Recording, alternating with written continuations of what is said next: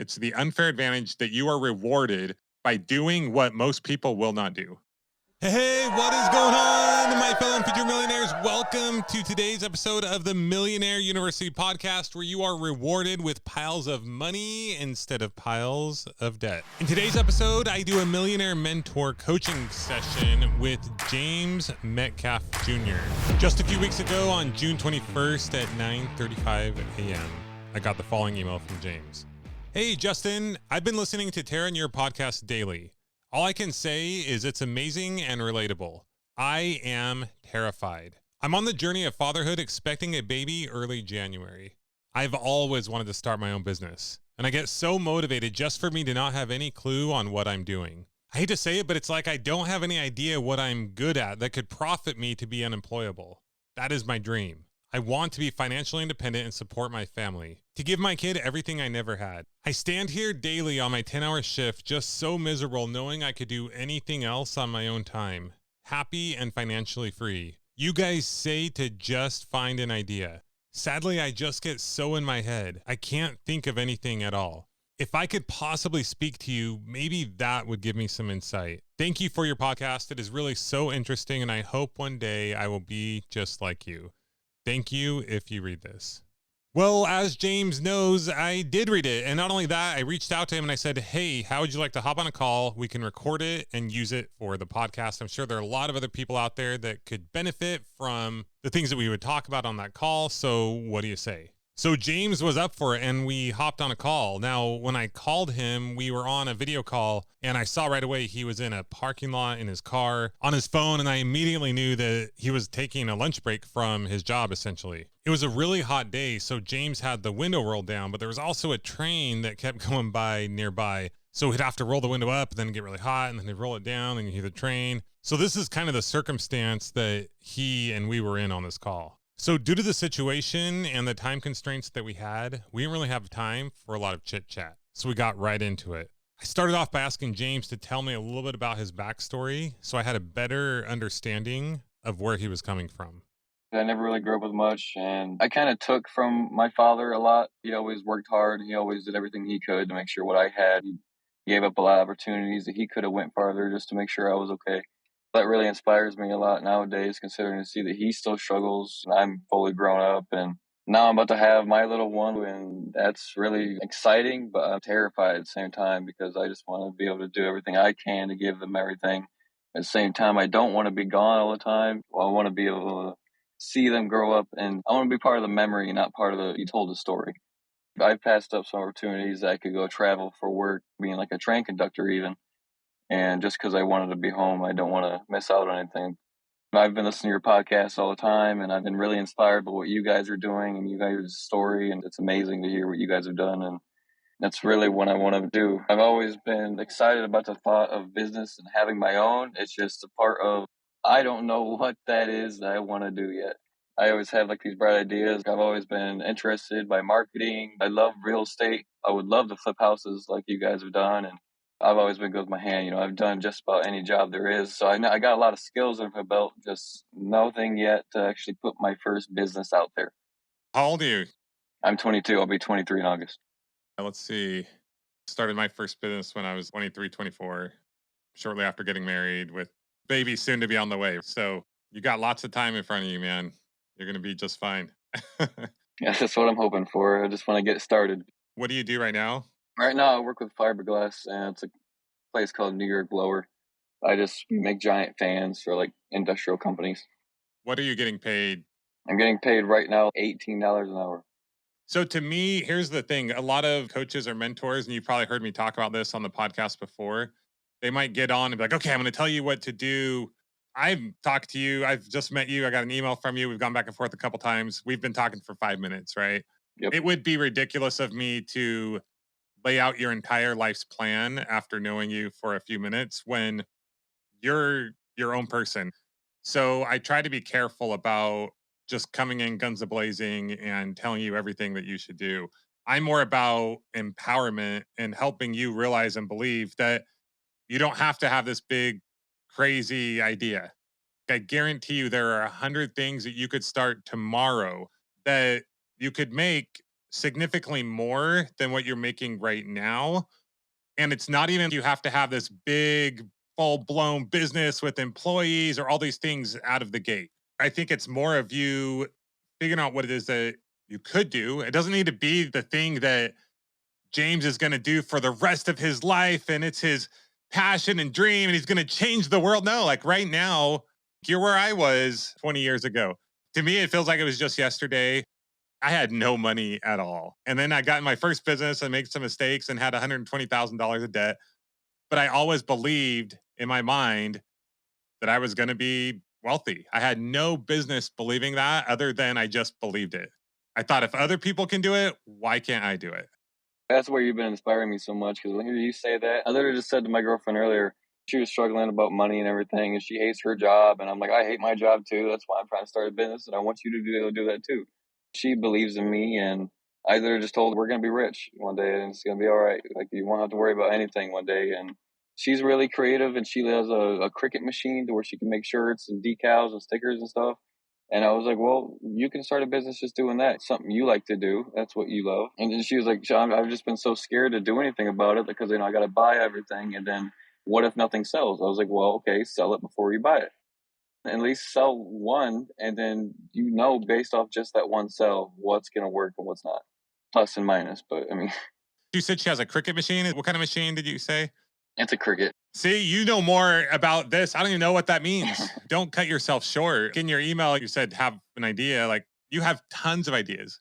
You literally have 20 ideas that I'm not going to overwhelm you. I was going to say it could be 7-figure ideas, but let's say 6-figure ideas that could make $50 an hour, $75 an hour, $100 an hour. Let's say 4x your income. What would that do for you? A lot. We are actually looking for a place to live right now. We're not even in a secure household. We're both living from check to check, so it's not the best situation for us. And that's what makes me, in part, so scared for kids, because I just want to be able to do everything I can. What do you mean you're not living in a secure household? Where are you at? What's going on? I have been homeless before, so we're not at that standard. It's just like a duplex out in little middle of nowhere, cheap sort of housing. We're not paying that much, but we're also living with other people, and those people are, not too clean, and it would just be a very bad spot to bring a baby into. So, Tara and I lived in the bachelor pad. Have you heard that story? yeah, it was that. Yeah. It was crazy, man. Luckily, it was our brothers, people that we knew. It wasn't that bad. Yours might be a little rougher. But the thing is, I always told Tara, and this is how I always felt, is there a roof over our head? Do we have food? We have everything we need. If you get too overly consumed with what you don't have today, it's hard to project into the future and create that life that you want. So realize number one, you're good. It sounds like it might be kind of rough having a baby in that circumstance, though. Like, you know more about your situation than I do. When's the baby due? January 13th. So it's a winter baby. Yeah. You got 6 months, man. That's why I'm so glad to get on the call with you here. So maybe you can spark some sort of fire. I know I got it. I just need to get that one stepping stone that I'm missing. I don't know what it is, but Yeah. What does your wife do? she just works at Kohl's. Simple 9 to 5, What's she making? Probably about the same range as me. About the same as you. 18 to 19, yeah. Elaborate more on the business you were talking about for your wife. Well, I haven't gotten that far yet because I don't know exactly what she could make with that machine because I've never used it. I don't know that much on it either, but I just know that she can make, like I said, certain decals or stickers for cars. She's made shirts before. People always want stickers. I mean, you'd be surprised what people would pay for a sticker. I mean, This is what you need to do. That's one concept. You said you didn't have an idea. You got an idea.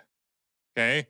I've thought about starting t-shirt companies, sticker companies, all kinds of stuff. Let me ask you a question. Do you think there are people that are making a 6-figure income selling stickers? probably.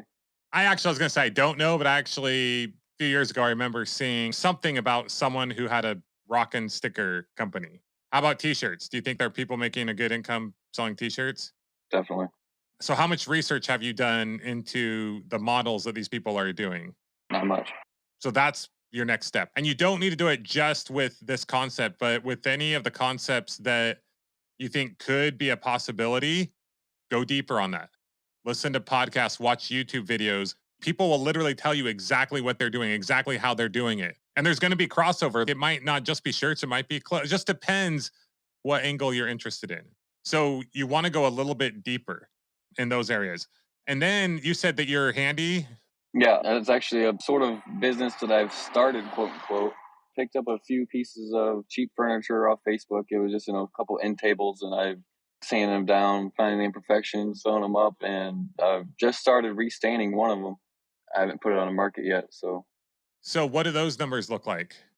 both these side tables, like nice quality wood. Bought two of them for $10, and I guarantee you, I could put, because they're not matching, so I could probably put both of them up there with their own listing, probably for 20 to 30 both, and then there you go. That's probably what, like 100 and some plus profit off of that.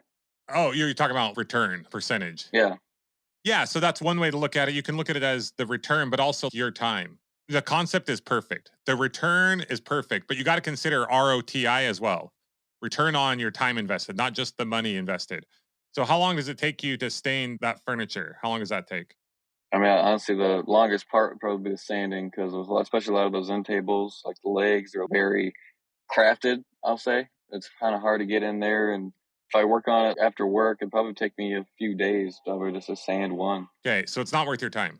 Probably not. No. No, because if you're only making $20 to $30, that's not worth your time. Do you guys have OfferUp where you live? I do, yes. Yeah, okay. So this is only on my mind because it's literally happening in our house. My brother-in-law, Tyson, who you may have heard on a previous episode, he's living in our guest house right now. And every day I see him driving my truck back and forth with couches. There's 3 or 4 couches in our garage right now.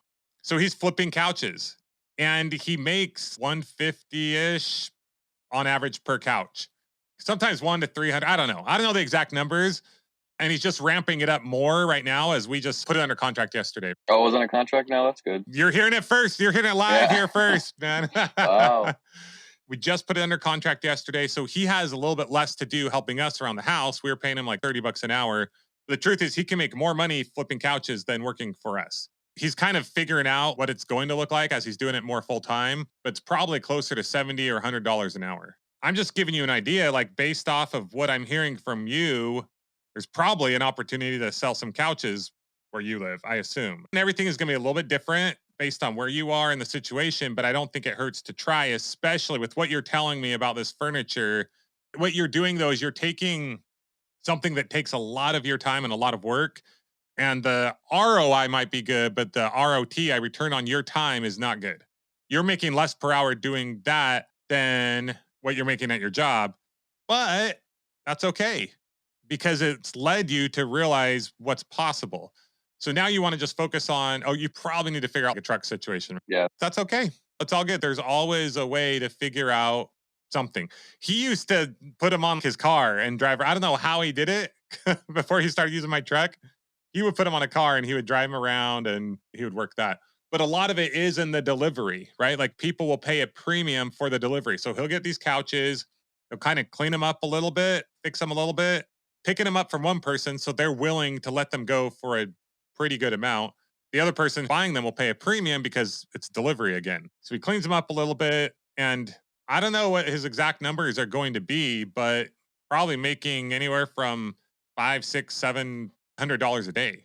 And this is a guy who not long ago was practically homeless, was in jail, been through drug abuse, right? So starting to do pretty good for himself off of flipping couches. And once again, that may not be your lifelong end goal, but something like that would get you to where you can have a better place to live for your family. To me, that's your dream right now, right? Yeah. Like you don't need to be the next Elon Musk or anything. You just want to take care of your family. I want to be financially free. That's why I liked your one-year podcast when you're saying how you're unemployable.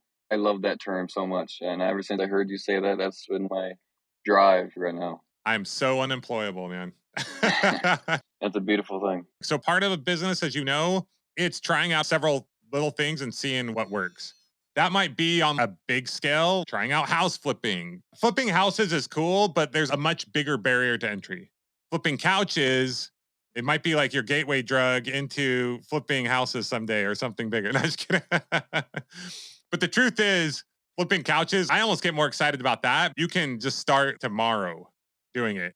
There's actually quite a few couches over here. I can look on Facebook, And the marketplace, there's a lot of free ones, decent condition. So what I would do is you're going to want to look at comparables, right? So look on OfferUp, look on Facebook Marketplace, look at some of these different places and see what some of these things are selling for. Either you can borrow a truck or rent a truck or something. Long term, the truck won't be a huge investment. If you can make $500 a day flipping couches, you flip 2 to 3 couches a day. I'm going to make it lower because right now you're making $180 a day, right? around there, yeah. Let's just say your goal is to make $400 a day, flipping a couple couches a day. Let's say you're working 25 days out of the month and you're making $400. Maybe I'm doing this wrong, but that's $10,000 a month. What do you think, man? It'd be pretty insane. So if you do that for a year, that's $120,000 for the year. Do you think you could afford a truck if you're doing that? Oh, yeah. No problem. What I would recommend is look at the comps, just confirm that you think you can do this. Then I would try to do it. And I would do one of two things. I'd either be like my crazy brother in law and figure out how you can strap this thing down on your car, or I would borrow or rent a truck just to prove the concept. And then after you can do that a few times, you can figure out or save up how to trade in your car or buy like a cheap truck. The money is never really an issue. Money follows the opportunity. So if you have a $120,000 opportunity per year, getting a truck, whether you do it through financing, and we can talk through all those options, you can figure out how to get a truck. Just reach out to me. I'll give you ideas, whatever. I'll be your investor. I don't care. I believe in you and I see you're a hard worker. I see you want it. They call it the baby effect, man. Pretty much whenever someone's having a baby, their back's against the wall. Yeah. That's when so many successful people start their journey making things happen. I got to make this work. So once again, I'm not saying flipping couches is your end all be all thing, but I think it could be a great place to start. Like I think you could try that out. And then there's a bunch of other things that you could do, but a confused mind says, no, you want to focus in on something as well. Yeah. I don't know. What do you think? Do you want to start out with that? And I love what you're talking about with your girlfriend. I think that's awesome. Maybe that's where you guys try to end up going. But it sounds like you got to make some money and you got to make it quick. Within 6 months, you're going to have a baby. That's the scary part. Like when I first got into the business idea, first, I'm watching all these YouTube videos and social media marketing people. They're like, oh, how to make 100K a month in 10 days. Like, man, I could do that. And I was like, oh, wait, that's not possible. And Yeah. And the thing is, that kind of money is possible, but I try to differentiate myself a little bit. I love online marketers. I love that there's people out there willing to teach this stuff. But a lot of times you'll have someone who they have their core product or core thing that they're trying to sell, and they try to push everyone to that thing. so, like, the one guy I was mainly watching about all those videos, he gave a lot of great tips on his videos, but then he would point out about how he has a course, and you go onto that course, and that's $1,000 a month. I'm like, holy crap, man! Like, I don't have that, or I would. Yeah. And I see all those videos about you got to invest in yourself in order to be like that. I was like, well, I'd love to. I just sadly I can't right now. Totally. And that's part of the reason why we changed up how we're going about doing Millionaire University, where we're going to grow the podcast, get sponsorships. That helps us monetize the podcast because we want to be able to help everyone we can. And that's part of the reason why I hop on with you and let people hear your journey a little bit. We'll have you back on later on, and we're going to be talking about how you doubled, triple, quadrupled your income. If you can like double or triple your income within a year, that's awesome. Then you have more to work with. And then in the future, it's like, okay, how do we scale it up from there? One step at a time. But yeah, there's a lot of people that they have a thing to sell, and their only goal is to get everyone to buy that one thing. And they're talking bad about every other thing. And I'm like, no, you got to meet the person where they're at. What are their needs? When I started, I was selling satellite dish. That wasn't my ultimate dream, but it's what helped me pay the bills and got me one step further along. You want to try flipping couches, you think? I think I might. Yeah, the worst I can do is look into it. Do a little bit of research. And once again, if you come up with a different idea, that's cool too. You got car detailing, you've got lawn care. Try to find something that you can do, some kind of service business I would recommend for you to start with, because that's stuff you can do tomorrow. Actually, I can too, because I was a certified technician. I know cars. I can do brake jobs, all that sort of stuff. Me right now, just getting myself out there. Are you a pretty good mechanic? Yeah, I've had 23 cars, so I mean. Whoa. Oh, man. Oh, you won't have a problem getting a truck either, right? So your number one goal right now is to find something that just allows you to increase your income. Our goal isn't go out and hire 20 employees right now or spend tons of money on marketing or start a podcast or a YouTube channel because creating a bunch of content, that's going to take a year, two, three to get anything going, right? For the most part, there's nuance there. You don't have like a ton of money to invest. You're just trying to increase the amount of money you're making per hour. That's it. And there's a ton of things that you can do. If you do it for someone else, they're going to be the ones taking all the cream out of there. So you got to be the rainmaker. You got to be the one creating this opportunity because then you're the one who's getting paid 50, 60, 70, $100 per hour. Does that make sense? Yeah. And then someday, once you have that consistent 50, 60, $100 an hour, then you can hire other people that you pay $18 an hour, $20 an hour to work for you to where you're making 25, 30, $50 an hour off of other people. And you're helping give them a job. That's true. Because you're now in a place where you are having a baby, you're in a relationship, you need to increase your income, but there are people who just need to make that $18 to $20 an hour, and you're helping them out too. Look into a few of these things. When do you want to get back to me and let me know what the thing is that you're going to focus on? How about Monday? Okay, love it. So let me know what you're going to focus on. And then from there, it's just about accountability. It's about doing it. It's about getting traction. Not to get crazy, but in my opinion, with how fast I move, if you can prove this concept, there's no reason why you couldn't be quitting your job in a couple weeks from now. Like, I'm serious. Like, are you going to do it or are you not going to do it? The focus that you're having, once again, is not go and start this business is going to take a year or two. No, you just need to increase your income right now. Once you increase your income, get yourself in a better situation, you feel more confident, you have a little more capital, a little more time, whatever it is, then you can look at some of these other things. For the next year, it's just about doubling, tripling, quadrupling your income. That's it. Otherwise, confused mind says no. If you're thinking of 1,000 ideas, you're going to get analysis paralysis. Very true. So I'm throwing out a challenge to have this figured out within a couple weeks, maybe putting your 2 weeks notice in 2 weeks. So within a month before summer's over, man, I think you could be self-employed and making 2 to 3 times the money. All I can do is do it. Yeah. Don't overcomplicate it, man. So many people overcomplicate. Like, it's not, you just got to find something that you can do, go start taking action on it. And then once you are able to quit that job, then you have more time to put into that. You don't have a ton to risk because some people have the golden handcuffs, right? So in a way, it's a blessing. Look at your situation as a huge blessing. I had nothing to lose. You have nothing to lose because you just go out and get another $18 an hour job if you want. But there's no reason a guy like you should be making, you're just worth more. Your time is worth more. So I know I can do it because last week we were out to lunch and I was sitting there talking to my grandma and my stepmom. I'm like, I'm going to start a business. And they're like, oh, you can't do that because it'll just cost so much money. You know how much money is required to start a business? I'm like, nothing. There is no money required to start a business. And then I referred to the furniture stuff. I was like, there's so much stuff on Facebook right now for free. There's free kitchen tables that are just straight wood, nice wood. There's free couches. There's free end tables that don't need work. I could just put them right back on, relist them. Exactly. You know, I can turn that profit so free, and then I can sell, say, a kitchen table, solid oak kitchen table. I could probably flip that from free to freaking $200-$300 for a kitchen table. Right off the bat, I'm already making, return profit out of nothing. You said you don't have any ideas. You have ideas. Come on, man. You just got to believe in yourself. I just don't give myself credit enough. You've given me 5 or 6 ideas just in the short time we've been on this call, man. There's so many things you could do. If you have one of those things for free, let's say someone has it for you to go pick up today, how would you go get it?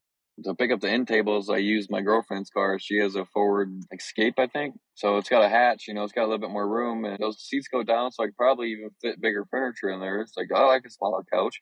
And then if I really need it, my dad might be available, and he has a truck, so I can always probably get him to come get it. If I have to, man, I will tie something to my car. All right, I'll tie something. I don't got nothing up there, but I mean, I'll send you pictures of stuff that Tyson has done. He's done 2 couches, double decker on his car, driving around on the freeway. Wow. I'm not saying I recommend it, but where there's a will, there's a way. Yeah, now he's able to use our truck for a little bit, but don't let anything stop you, man. Just you reaching out to me. You know how many people reach out? Probably 1 in like 10,000, which is totally cool. I don't reach out to everyone who I listen to their podcast. I'm not saying you need to, but you have the desire, you have the will, you're willing to do things. You're on your lunch break right now in a hot car, and you're on this call, willing to put yourself out there on a podcast to get a little bit of feedback. Yeah, I'm betting my money on you, man. I appreciate that a If I lot. can invest in James, I'm all in. You got my email. Reach out. Let me know what you're doing. I'll be your personal accountability partner. If we get something going and you need a little bit of capital to ramp it up, I'm not talking tens of thousands or whatever, but I just told Tyson, I'm an investor. I like to make money. You're making a good ROI. I told him, I'll give you $1,000 line of credit. You'll give me 10% return because he feels bad taking the money. So I'm like, yeah, no, pay me 10% interest. That's a good return. If you understand returns, which you do because you mentioned 100% return, but remember calculating your time too. But if you can get to the point where you can flip 2 or 3 couches a day and make an average of $150 to $200 per couch, that's a pretty good return because you're going to be buying them for 100 to 150. And I'm just throwing out these numbers. I don't know exactly what they cost, right? You're getting them for free, right? But Yeah, calculate your time. Your time is now worth at least $50 an hour. Okay. I'm just telling you, don't cut yourself short. So calculate in your time, what your time value is. But bottom line is calculate the ROI. And a lot of people would give you a little bit of money if you're paying them 10% on their money. So if you borrowed, let's say $1,000 from someone and you pay them 10% annualized, do you understand that? yeah. I didn't understand these returns till I was 26, 27. So you're totally good, man. So $1,000 times 0.1, because that's 10% equals, that's $100 for the year. Paying them 10% interest, you're paying them. I didn't know I had to do that calculation. Everybody knows 10% of 1,000 is 100. So, Yeah. and then you divide that by 12 because that would be your monthly payment. So you would be paying $8 per month to borrow $1,000. Am I doing that right? Sounds about right. I mean, I pay more than that just to listen to music. So, I mean, So my point is, don't let anything stop you because the annualized return is in the hundreds. If you can flip a couch, it only takes a couple days to flip a couch. The way you can turn the money and make the money, money is not your problem ever. the only issue I would have with couches is the fact that I have nowhere to put them. And then what would I do if the couches don't sell? Occasionally that could happen, but I flipped 100 houses per year for several years. We were buying houses that were anywhere from $50,000, and then we put 20 into them, all the way up to several $100,000, and we did 100 per year. So, do you think I was ever concerned about what if the house doesn't sell? Heck yeah. But the first one, it was like, okay, I'm kind of concerned, but then it worked. We made some money. If you're getting them for free, first of all, what happens if they don't sell? I just have a couch. Yeah, exactly. Or you sell it for less. So don't invest money that you can't afford to lose. But if you buy a couch for $100 and you're seeing other couches that are similar, maybe they get delivered or whatever, that are selling for 2 or 300, do you think that's a good risk to take? Yeah. It's like you're risking $100. It's probably going to sell. So you sell that one for 300, and now what do you have? You have $300. You have a $200 profit. Now you have a couple $100 that you could kind of risk, if you will, without ever losing anything. So you'll get to a point where if you're doing first a couple per week, then a few per week, then a couple per day, yeah, there might be some that take longer to sell than others. It's a big number now. If you're buying 10 couches per week for $1,500 and you're selling 10 couches per week for $4,500, you're not worried about the one couch that's taking a few extra days to sell. And as you take action, you're going to get more information. Tyson now knows the dark couches don't sell as well, typically speaking. He knows the couch that people will buy and what they'll pay for it. It's just like real estate. When you know your area, I know on this street, I can sell this house for this much. It gives you that advantage. That advantage belongs to the people who are willing to put themselves out there, take the action, take the risks, and you get that advantage. It's the unfair advantage that you are rewarded by doing what most people will not do. You got this, man. That was easy. I wish you had more issues for me to solve. It's like too easy. Where could you put the couch? No idea. I have literally no clue on that. Unless I would get something like a rent space, but Yeah, that's a possibility. Maybe for the long term. Like eventually, I was telling Tyson, eventually, yeah, you might want to have a little mini warehouse or whatever, but you don't want to have too much expense that you don't need up front. There's not a garage or a driveway, or is there No. anything? And there's a driveway, and there's a yard and a driveway, but you never know when weather's going to be like around here. So You said your dad, does he live close by? yeah, there's no space there either. That's kind of No the space sad there, part. yeah. So here's the thing. You could literally have the couches sold the same day. He'll buy and sell the couches in the same day. Something to think about. Once again, I'm here for anything you need. There's always a way. I'm sure you could find someone who would let you, or maybe you do rent a space. I mean, you could probably find somewhere that you could rent, whether it's a friend or someone who would rent you a space for like $100 to $150 per month. That's true. And once again, your goal is to get the couch, spiff it up, do whatever you got to do.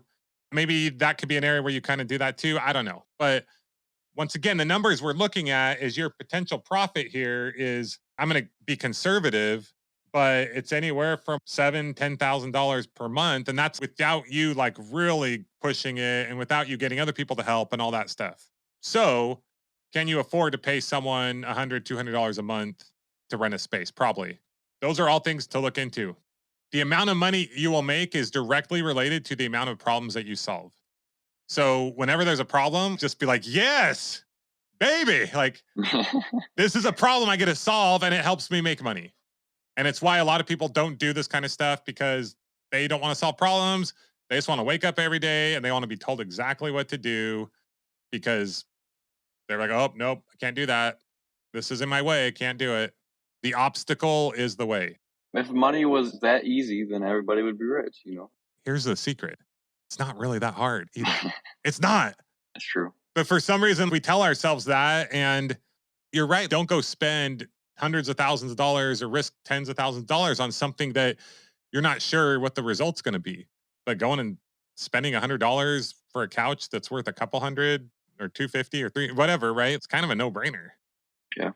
People who own businesses, they've just figured out I can get other people together and pay them a certain amount of money, and they'll make me more money than what their time is worth. People are willing to devalue their own time and give that to someone else for that person to tell them what to do with their time. And it's cool. It works for those who decide to become entrepreneurs. But sometimes I'm just like, why would someone do that? And it makes sense to do at a certain time and place. When you're young, you got to learn how to work and figure things out. It's all good. But if I were you, and you are, it sounds like, I'd be stoked that's how it works. And people are willing to do that. But for right now, just go and prove your own hourly rate. Just a foot in the door, I believe that it slowly goes up from here. I mean, of course, it's going to be up and downs, but as long as you keep trying to go up, then there's only one way. 100%. So this is super low risk, easy to get into type stuff. And this is basically like what you told me. I'm just giving you feedback on what you were already telling me. Look for things to flip. Make sure there's a high ROI, but even more importantly, return on your time. You can work for yourself and you can end up making $10 an hour. You don't want that to happen. It's one thing if you're making just a little bit, doing something that's going to take several months to build up to, but no, we want to get you making money like tomorrow. 2 weeks, that's the goal. 2 weeks to give you 2 weeks. Let's figure it out. All right, James, All right. hit me up anytime, man. Keep me posted. All right. Thank you. Let's give it up for my boy, James. James and I have been staying in contact since this call, and just a couple days ago, I got the following email. I'm coming up with more and more ideas as the days go by. Man, it's exhilarating when ideas are flowing. I'm currently listening to a wide range of entrepreneurial podcasts and learning a lot. You personally propelled my life in an amazing way. At this point, I'm trying to surround myself with people of the same goals and lifestyles of my own. I want knowledge. I know I can do something absolutely amazing someday, taking care of my whole family. P.S. I want to thank you again. I've never had a person actually say they believe I could do something big. And for you, someone I've never met, to say that, I believe you. And now I just want to leap. Well, James, I just want to say to you personally and on Tara's behalf and on behalf of the entire MU community that we do believe in you. I have no doubt that you can and will reach your goals. It will be messy. There'll be bumps along the way. That's what life is all about. But as you take effective action where it counts, you can and will change your financial and life circumstance for you and your family. So we wish you all the success in the world, and we look forward to following your journey and staying in touch and seeing what you accomplish over these next few months and in the years to come. So after re-listening to this call with James and some of the conversations that I've had with my kids the past day or two, and Tara and Tyson, I've been thinking a lot about the word empowerment and exactly what it means. In fact, I just looked it up and this is what it says. The process of becoming stronger and more confident, especially in controlling one's life and claiming one's rights. The truth is, your current or past circumstance does not matter. I mean, James was homeless at one point. You can't control everything that happens or has happened to you in your life. You can't control every situation or every circumstance. You can't control other people. But you can control your perspective and how you respond to the circumstances that you are currently in or the things that happen to you in life. If you think about the word empowerment and the root of that word power, when you take 100% responsibility and ownership for your own life and don't blame anyone else, any circumstance, anything that's happened to you in the past, anything that anyone says or does or tells you can or can't do, you have literally given yourself the power for change, the power for growth, the power for a different life, for different circumstances, the power to be happy in the circumstances that you're in right now. When you blame others or situations or point the finger outward or come up with excuses why you can't do X, Y, and Z, your power is immediately gone. You lose your power. You gave up your power. You gave it to someone or something else. So now think about this.